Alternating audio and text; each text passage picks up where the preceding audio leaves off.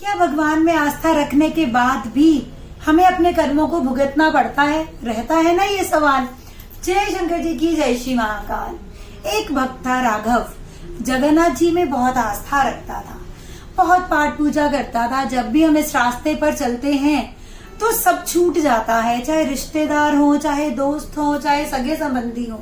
वह अकेला रह गया था, तो अकेला रहते रहते वो जगन्नाथ में ही रहने लग गया अपना घर बार, क्योंकि उसका छूट चुका था।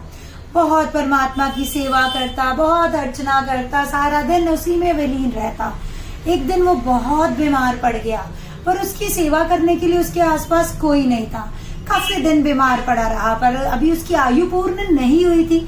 दुख तो उसको सहना ही पड़ना था, पर सेवा कौन करता?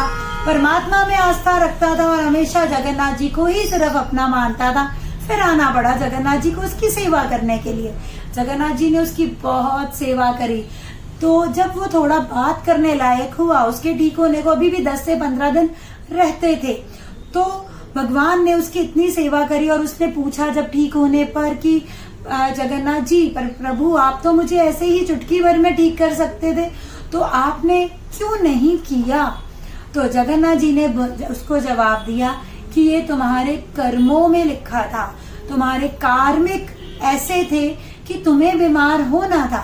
अगर मैं तुम्हें चुटकी भर में ठीक कर देता तो तुम्हें ये कर्म अगले जन्म में या आने वाले समय में फिर से भुगतने पड़ते, जो तुम्हारे लिए अच्छा ना रहता। इसलिए मैंने तुम्हें ये कर्मों में तुम्हारा साथ दिया, तुम्हारे साथ रहा। अभी भी तुम्हारे 15 दिन ठीक होने को रहते हैं, वो मैं अपने ऊपर लेता हूँ। और इसलिए जगन्नाथ जी बीच में बीमार 15 दिनों के लिए होते हैं, तब उनको औषधियां भी दी जाती हैं। आप सबने सुना होगा। और इसलिए कहते हैं अपने कर्मों का भुगतान हमें खुद ही करना पड़ता है। जय जगन्नाथ जी।